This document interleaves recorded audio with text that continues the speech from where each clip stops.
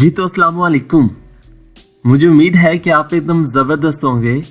तो आज हम अपना चैप्टर नंबर 2 का आगाज़ करने जा रहे हैं। तो चैप्टर 1 का मैं थोड़ा सा ओवरव्यू दे दूं आपको कि चैप्टर 1 में हमने क्या कुछ डिस्कस किया था। चैप्टर 1 में हमने चीज़ों को डिस्कस किया था कि डाटा की बेसिक्स को पढ़ा था कि डाटा होता क्या है, डाटा कितनी टाइप्स का था, इंफॉर्मेशन क्या होती है, और हमने कौन कौन सी और पुराने जो हमारे पास ट्रेडिशनल फाइल्स में कौन कौन सी प्रॉब्लम्स को हमने फेस किया था। और डे बाय डे आपको पता है कि हम टेक्नोलॉजी की तरफ मूव करते जा रहे हैं ताकि हम चीज़ों को जल्दी से जल्दी परफॉर्म कर सकें, अपने डाटा को रिलायबल बना सकें, डाटा को मोर एफिशिएंट बना सकें। तो चैप्टर 1 के अंदर हमने चीज़ों को कुछ मॉडल्स को डिस्कस किया था, रिलेशनल मॉडल, नेटवर्क मॉडल्स को। तो उसके बाद हमने चीज़ों को डिस्कस किया था कि डेटाबेस क्या होता है, डेटाबेस के अंदर कौन कौन से मॉडल्स इस्तेमाल किए जाते हैं और डेटाबेस के फीचर्स क्या थे, डीबीएमएस क्या था। तो अगर अभी भी आपने वो वाला लेक्चर, फर्स्ट वाला लेक्चर नहीं देखा कि जिसमें है कि डेटाबेस मैनेजमेंट सिस्टम क्या है और डेटाबेस क्या है, तो आपको डिस्क्रिप्शन में लिंक दिया गया है, आप उसके ऊपर क्लिक करके अभी आप देख सकते हैं। तो यहाँ आपको सामने कार्ड नज़र आ रहा होगा, तो आप उसके ऊपर भी क्लिक करके देख सकते हैं वो वाली वीडियो। अगर आपने वो वीडियो देख ली है तो मुझे उम्मीद है कि आपको फिर कंसेप्ट आपके कुछ क्लियर हो गए होंगे। ठीक है, तो बाकी आज हम चैप्टर नंबर 2 का आगाज़ करने जा रहे हैं। चैप्टर 1 का नाम था डाटा बेसिक्स, मतलब कि हमने डाटा की बेसिक्स को डिस्कस किया था। आज हम जो स्टार्ट करेंगे वो चैप्टर नंबर 2 है। तो चैप्टर नंबर 2 है basic concept and terminologies of database. ठीक है, तो हमने डाटा की बेसिक्स को तो पढ़ लिया था, अब हम डे बाय डे इम्प्रूवमेंट करते जा रहे हैं, हम डे बाय डे टेक्नोलॉजी की तरफ मूव करते जा रहे हैं।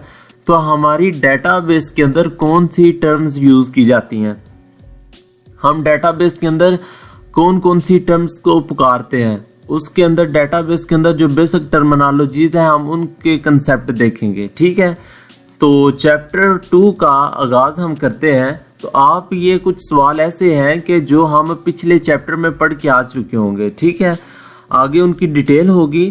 तो बाकी कुछ ऐसी डेफिनेशंस हैं जो बार बार रिपीट होंगी हर चैप्टर्स में, तो वो मैं आपको मेंशन करता जाऊंगा।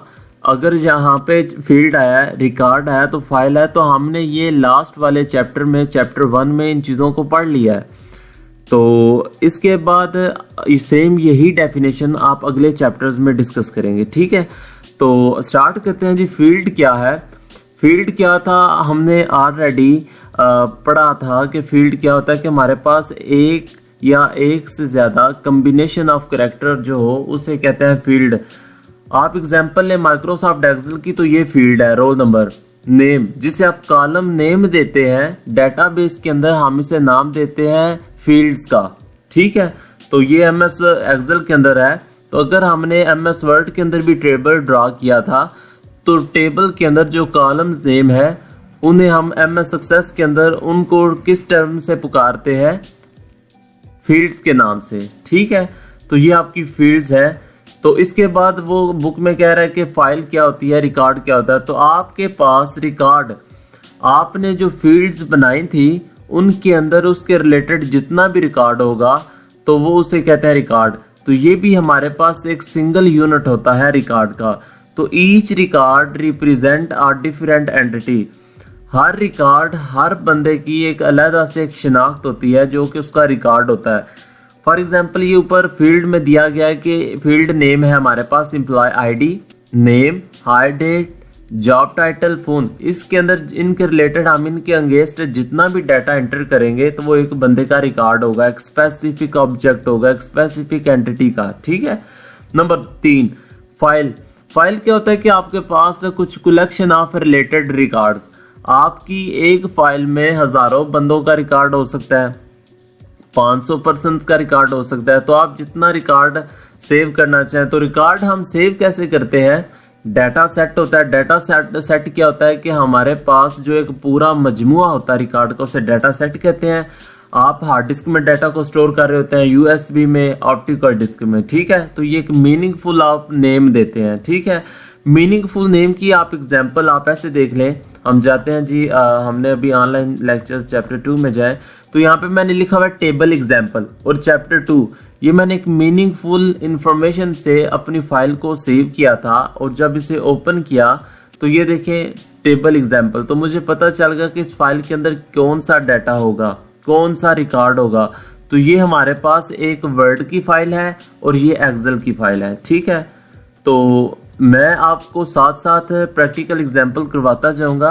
अगर प्रैक्टिकल एग्जांपल मैं साथ ना करवाऊं तो चैप्टर के एंड पे आपको प्रैक्टिकल एग्जांपल लाजमी एनिमेशन के साथ दिखाई जाएगी, ताकि आपको अपने चैप्टर्स के रिलेटेड कंसेप्ट आपका क्लियर हो जाए, ठीक है। तो इसके बाद जी नंबर 2 है कि differentiate between fixed length field and variable length field. इसमें अब देखें वो कह रहा है कि एक फील्ड की लेंथ कितनी हो सकती है। ये फील्ड है, इसकी लेंथ कितनी होगी, इसके अंदर कितने कैरेक्टर्स आ सकेंगे। एक होती है फिक्स लेंथ और एक होती है वेरिएबल लेंथ। फिक्स लेंथ का मतलब ये होता है कि हम उसके अंदर स्पेसिफाई कर दें कि हम अपनी फील्ड्स की जो वैल्यू है वो इतनी रखेंगे, इससे ज्यादा कैरेक्टर्स नहीं जाने चाहिए। फॉर एग्जांपल नेम है तो इसके अंदर लेटर्स हैं 4, तो हम कहते हैं कि इसके अंदर 5 लेटर से ज्यादा हमारा डाटा एंटर ना हो, तो ताकि हमारी मेमोरी कंज्यूम ना हो। तो एक होती है वेरिएबल लेंथ। वेरिएबल लेंथ का मतलब ये होता है कि हम अपनी टाइम के लिहाज से अपनी फील्ड्स की जो कैपेसिटी है हम उनकी लेंथ को चेंज कर सकें। तो फिक्स का मतलब होता है कि फिक्स आप जिसे चेंज नहीं कर सकते, कांस्टेंट आप जिसे कहते हैं, ठीक है। तो यहाँ पे कंसेप्ट क्लियर हुआ आपका। तो पढ़ के देखते हैं कि fix length contains pre defined number of characters. तो वो कह रहा है कि हम पहले से डिफाइन कर देते हैं कि आपने इस फील्ड के अंदर इतना डाटा एंटर करना है, ठीक है। तो data entered in fixed length field can not exceed allocated length of the field. तो सेम वही है, वो कह रहा है कि आप एक्सीड नहीं कर सकते, आप अपनी फील्ड के अंदर एलोकेट नहीं कर सकते। If the data entered in the fixed length field is smaller than field length. तो वो कह रहा है कि अगर आप डाटा फिक्स लेंथ कर रहे हैं स्मॉल लेंथ में तो आप एंटर करेंगे ही, पर आप अगर एक्सटेंड करना चाहते हैं तो वो आपका एक्सटेंड नहीं होगा।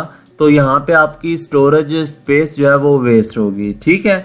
तो इसमें वो कह रहा है कि आप एक्सपोज कर लें कि आपके 20 कैरेक्टर्स हैं, तो और आप पाकिस्तान एंटर करना चाहते हैं, 20 कैरेक्टर की स्पेस है, पर आप जो है ना 12 जो कॉलम है वो फिल करते हैं, ठीक है। तो ये होगी फिक्स लेंथ। वेरिएबल लेंथ क्या होता है कि आप पहले से डिफाइन नहीं करते, आप जब आपकी रिक्वायरमेंट जैसे जैसे बढ़ती है आप उतनी वैल्यू को रख लेते हैं। तो ये वो कह रहा है कि it occupies the same according to the data entered by the user. तो ये यूजर पे डिपेंड करता है कि वो अपनी वैल्यू को अपनी फील्ड्स के अंदर डाटा कितना रखना चाहता है, ठीक है। तो सपोज वही कर रहा है कि उसके अंदर उसने पहले स्पेसिफाई कर दिया था कि 20 है, तो 20 में से उसने 12 यूज किए थे या जितना वो यूज करना चाहता था। इसके अंदर है कि यूजर ने उसने कोई डिफाइन नहीं किया, यूजर अपनी मर्जी से खुद जितना मर्जी टाइप करना चाहे कर सकता है, ठीक है। तो आज के लेक्चर में जस्ट इतना ही काफ़ी है, चैप्टर 2 का इंट्रो काफ़ी है। तो अगर आपको किसी सवाल की नहीं समझ आती या प्रैक्टिकल एग्जाम्पल की नहीं समझ आती तो काइंडली आप मुझे बता दिया करें, इनबॉक्स कर दें या कमेंट्स कर दें, ताकि मैं आपके सवाल क्लियर कर सकूं, ठीक है। तो अपना बहुत सारा ख्याल रखिएगा।